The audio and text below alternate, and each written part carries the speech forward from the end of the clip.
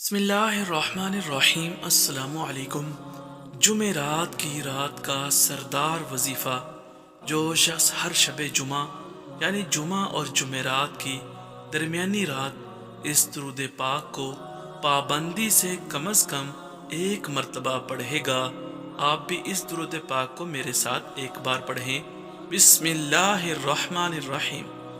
اللہم صلی وسلم وبارک علی سیدنا محمد النبی الامی الحبیب العالی القدر العظیم الجاہ وعلی آلہ وصحبہ وسلم۔